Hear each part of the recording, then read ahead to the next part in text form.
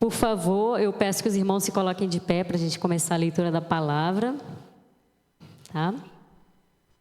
Abram, por favor, na carta do apóstolo Paulo à igreja de Corinto.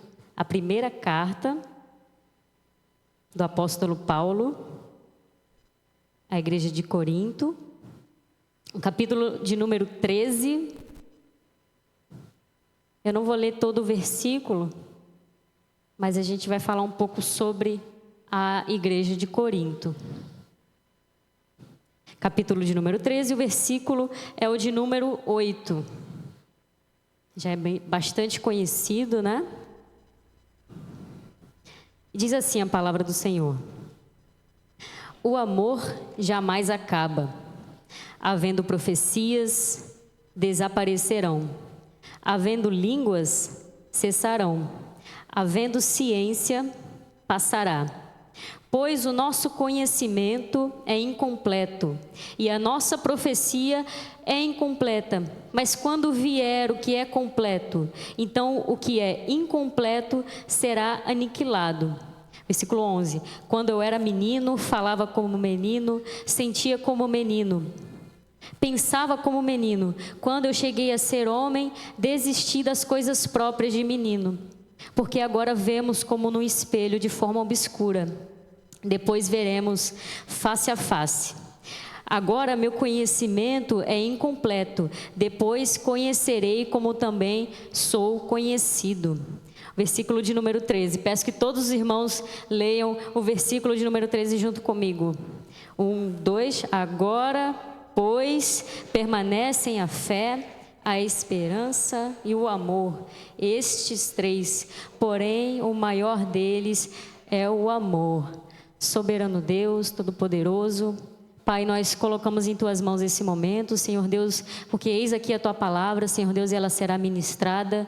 Que nesse momento, Senhor Deus, verdadeiramente nossos corações estejam abertos para receber dela e que seja frutífero, Pai, o que for feito aqui nesse momento, Senhor Deus. E assim eu peço também, Pai, que eu diminua e que somente a Tua palavra, Senhor Deus, o Teu Espírito Santo venha ministrar, em nome do Senhor Jesus Cristo. Amém. Os irmãos podem se assentar.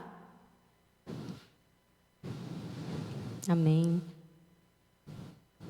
Achei interessante a fala do irmão Davi, né? No início da ministração dos louvores.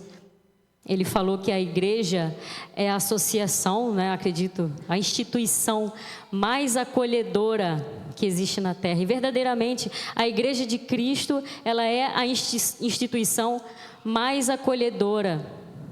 E essa passagem que eu trouxe, né, ela cai direitinho com essa fala, porque o acolhimento, o amor de Cristo é o que traz, né, verdadeiramente a unidade do corpo de Cristo, a unidade, a união e verdadeiramente o acolhimento dos que estão fora, dos que são diferentes a cada um de nós, não é mesmo? E para trazer o contexto da palavra aqui, eu trouxe essa palavra porque eu achei bem interessante a semelhança da igreja de Corinto com os dias de hoje. Diversos outros livros da Bíblia a gente vê isso, né? Essa semelhança com os dias de hoje. Mas, em particular, a igreja de Corinto, nesse sentido, eu achei bem interessante fazer. Porque o cenário que o apóstolo Paulo ele tem na primeira carta da igreja de Corinto é uma igreja imatura. Uma igreja que acabou de iniciar, uma igreja que acabou de receber do Evangelho de Cristo. Paulo ainda estava nessa parte aqui, ele estava na sua terceira viagem missionária, se não me engano, na sua terceira viagem missionária em Éfeso, e ele escrevia à igreja de Corinto, né? Essa aqui, na verdade, seria a segunda carta, mas pela história é a primeira, porque a primeira verdadeiramente parece que desapareceu, mas é a carta que a gente tem, né? E o cenário era particularmente de uma igreja pomposa em dons do Espírito, né? Era uma igreja que até então ela era frutífera no Espírito, né? Frutífera no sentido dos dons. Eles pregavam, eles ministravam, eles tinham conhecimento, eles eram mestres, eles eram doutores da palavra, eles falavam bem, eles profetizavam. A igreja de Corinto, ela tinha essa riqueza de dons espirituais, né? Era uma igreja que nada faltava nos dons do Espírito Santo ali naquele momento, e mesmo sendo uma igreja imatura, que tinha acabado de receber do Evangelho de Cristo, era uma igreja que era visível ali naquela região, era visível a sua relação com a sociedade, era visível que eles tinham verdadeiramente os dons do Espírito, falavam em línguas, outros, né, traduziam essas línguas, e era abundante essa riqueza de línguas.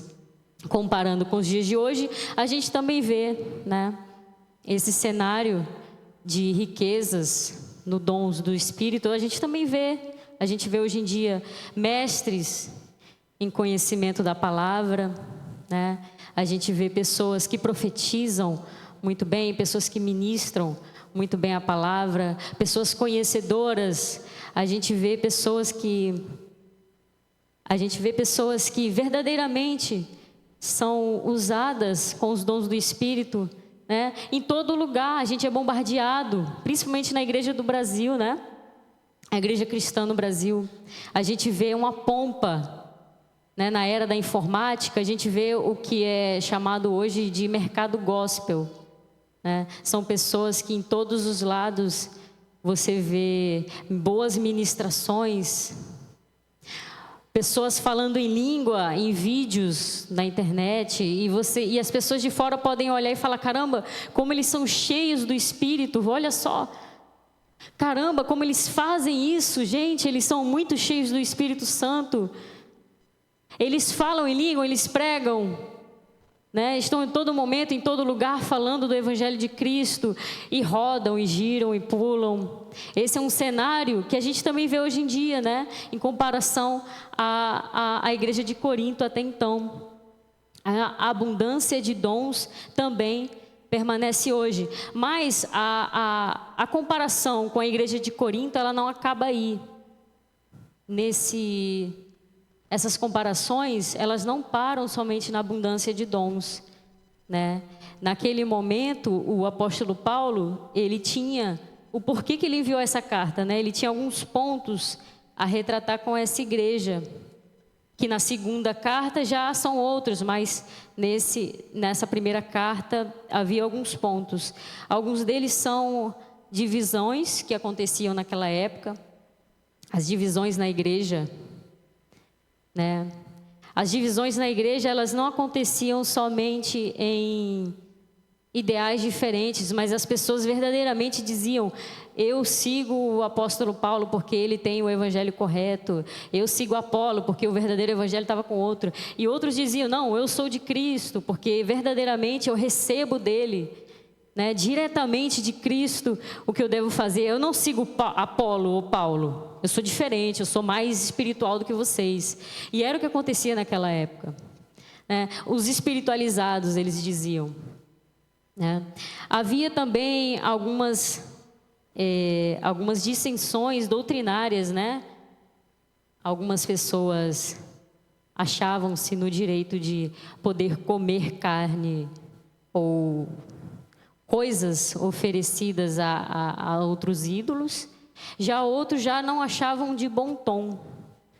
Essas doutrinas, elas pegavam de frente, porque se eu como carne oferecida a um certo ídolo, para mim pode não ser nada, mas para o outro já é alguma coisa. Então eu estou pecando contra aquele meu irmão, porque ele é mais fraco na fé.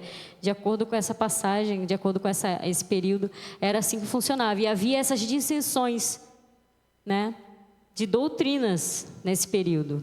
E também algumas dissensões morais, porque a igreja de Corinto, ela sendo nova ainda, mas ela era localizada numa região que era muito cercada por outras religiões. Haviam outros seres não, mas outras religiões ao redor, que havia adoração a outros ídolos, como por exemplo, que é bem frequente a gente ver, Afrodite. E algumas dessas dissensões morais, algumas dessas dissensões, alguns irmãos, ainda dentro da própria igreja, eles não seguiam verdadeiramente o evangelho de Cristo e se deixavam levar pela região. A região ainda era forte ali naquela época, as religiões ao redor ali ainda era muito forte, muitos irmãos ainda se deixavam levar por essas situações. A decisão moral naquela época era de pecado sexual, né? Nessa questão era de pecado sexual, e de acordo com a Bíblia, de acordo com o apóstolo Paulo, um dos irmãos, ele caiu em pecado com a sua própria madrasta, né? Mesmo morando ainda com o pai. E isso era comum, de certa forma, na região ali que havia a igreja de Corinto, né? Porque era uma região, a capital de Roma, naquela região, Corinto era a capital de Roma.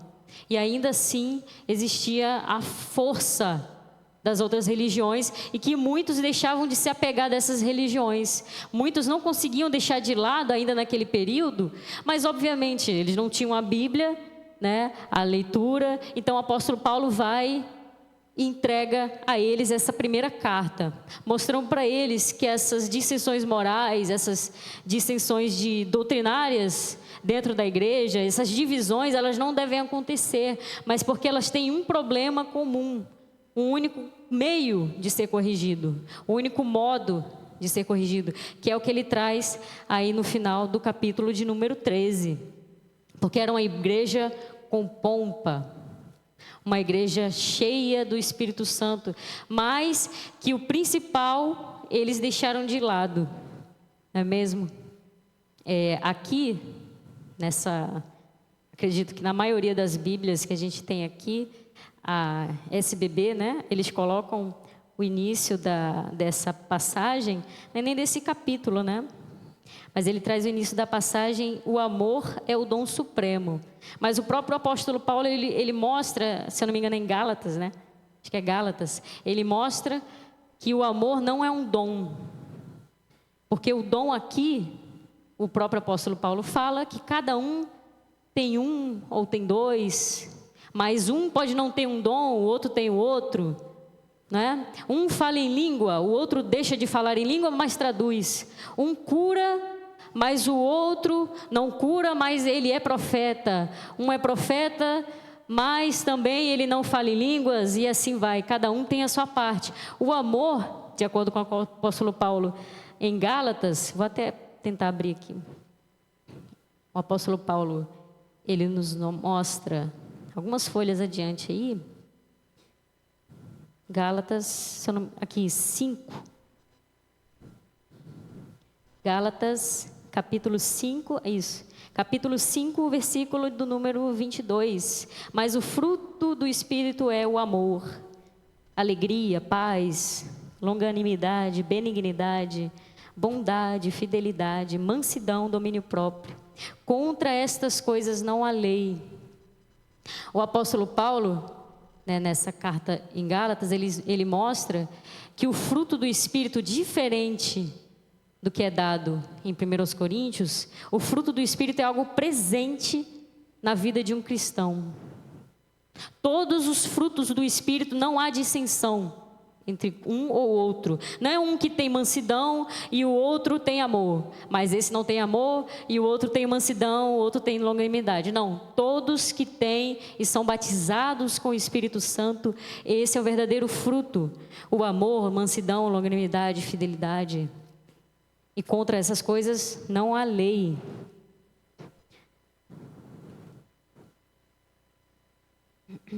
Ele traz essa comparação, essa diferença de uma igreja para outra, porque o problema de na igreja de Corinto, era essa abundância de línguas, abundância de dons, abundância de profecia, mas estavam pecando com o principal, o que fazia sentido a ter os dons. Amém? Porque ele fala: o amor jamais acaba. Havendo profecias, desaparecerão. Havendo língua, cessarão. Havendo ciência, passará. Tudo isso que vocês têm hoje, o apóstolo Paulo fala para a igreja: ei, tudo isso que vocês têm hoje aí, que vocês estão ricos e cheios, isso tudo vai ficar. Isso tudo é muito bom, a igreja vai crescer com esses dons, vai chamar mais pessoas, e a igreja vai crescer e vai ser usado, você vai ajudar o seu irmão com esses dons, mas o principal, o porquê você tem esses dons? O porquê que você está usando esses dons? E a própria igreja ali naquele período, eles se perdiam em relação a isso, porque o apóstolo Paulo fala: ei, tem um irmão pecador no meio de vocês, e vocês fingem que nada está acontecendo, fingem que nada está acontecendo, um pecado horrível, abominável. É o mesmo que ele está falando: ei, igreja, está tendo uma coisa ridícula no meio de vocês, e vocês fingem que não. E a igreja, ela era central ali naquele lugar, ela estava crescendo de forma tão grande que outros de fora foi que informou ao apóstolo Paulo: ei, apóstolo Paulo, está acontecendo isso lá. Não foi nem a própria igreja, né? Os próprios que falaram: ei, apóstolo Paulo, a gente está tendo problema aqui de fornicação, a gente está tendo problema de adultério, né? Um irmão está pegando o outro. Não, foi um de fora, foi um terceiro. Imagina a vergonha. O problema, ele já estava tão cavalar, tão grande, que um terceiro, uma outra igreja apontou o problema da igreja de Corinto. Se eu não me engano, foi a Caia.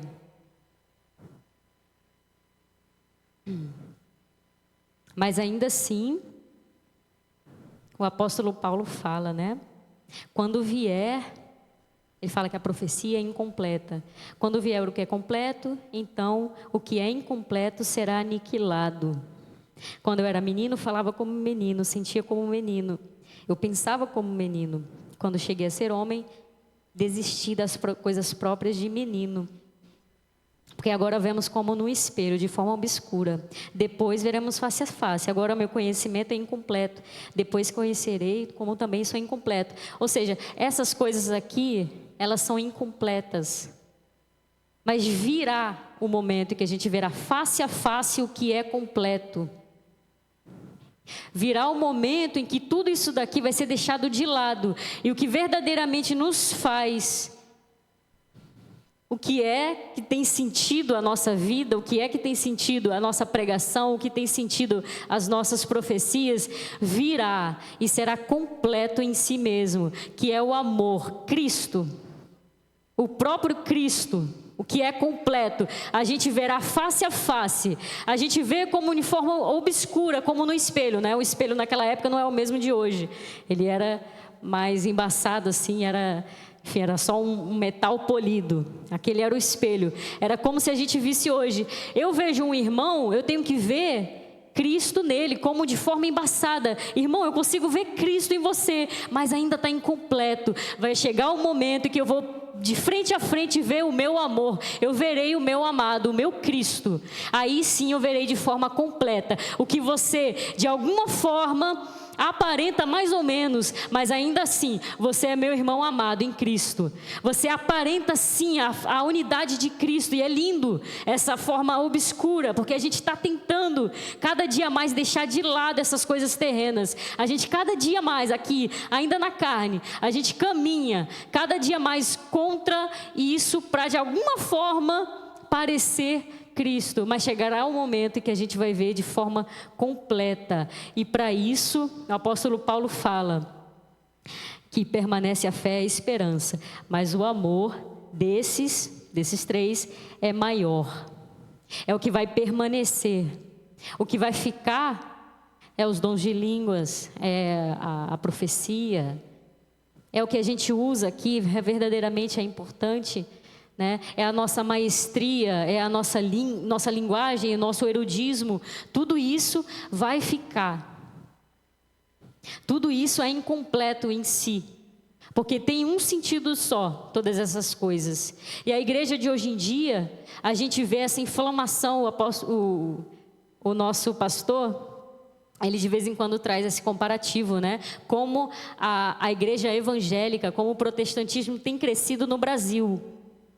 E isso é interessante porque a gente vê o protestantismo crescendo, a gente vê os números crescendo em todos os lugares, em São Paulo, no Nordeste, no Norte, a gente vê crescendo e outras religiões diminuindo, mas a gente vê como de forma inflamada. Outro dia, eu tive conversando com um amigo, né? Ele virou para mim e falou assim: caramba, é interessante como mesmo na Europa, muitos não são cristãos, muitos não são católicos, mas no Brasil muitos são cristãos, muitos são católicos, muitos são evangélicos, mas a gente vê a forma como é levada a vida, o caráter das pessoas é totalmente diferente. A igreja na Europa já se deturpou há muito tempo, já se foi. Hoje só se presta a cultura que o cristianismo deixou naquela região, né? Na Europa. Ficaram as igrejas, os ornamentos, mas ainda assim o caráter e a cultura cristã permaneceu naquele lugar. Que você olha, você pensa, caramba, eles são cristãos. Mas quando você vê, o cara não acredita em nada, não está nem aí para religião nenhuma. Isso lá na Europa. Aqui, se você esbarra com alguém, você fala, e você conhece Cristo? Conheço, eu sou da igreja tal, não sei aonde, do pastor tal. Aí você vê, virou a esquina, a pessoa está maldizendo alguém. Você vira a esquina, a pessoa se aproveitou do troco que deram errado para ele. Detalhes assim, coisas bobas, mas que mostram um caráter e uma inflamação de uma cultura, porque não virou o cristianismo, virou uma cultura evangélica que tem crescido. E é o que a gente vai deixar, muitas das vezes, é o que vai aparecer por aí. E o apóstolo Paulo faz o convite, né? Ele faz o convite à igreja de Corinto, que, pelo que se parece, na segunda carta do apóstolo à igreja, parece que foi atendido. Né? Ele elogia a igreja e esses problemas que estavam acontecendo parece que não ocorrem mais na segunda carta e foi atendido. E o apóstolo Paulo faz o convite que a gente deixe de lado todas essas coisas. É importante, mas que a gente saiba colocar no lugar central o verdadeiro entendimento, o verdadeiro propósito de todas as coisas, que é o amor. Em algumas versões tem caridade, né, na Bíblia, mas é o amor, é o propósito das nossas ações, é o propósito da nossa entrega, é o propósito da gente vir todo domingo à noite, não é mesmo? É o propósito da gente se levantar e que esse seja o nosso caráter, né? Aí eu volto mais uma vez à fala do nosso irmão Davi. Ele falou que a gente é a instituição mais acolhedora. Uma igreja cristã é uma instituição mais acolhedora que tem. E tem que ser assim. Tem que ser acolhedor de todas as formas. Pregar a Cristo. Mesmo se você seja, eu não acredito que todo mundo vai ser salvo. Eu deixo de acreditar, eu sou isso, sou aquilo. Fulano acredita em outra coisa. Essas distinções ainda. Mas que o principal seja o cerne de todas as coisas, de todas as ações, de todas as escolhas, de todas as falas, de todos os momentos, né? Seja o amor, seja a pregação em amor, seja a nossa vinda à igreja em amor e não somente bater ponto. Que esse seja o nosso intuito em todos os momentos. Amém?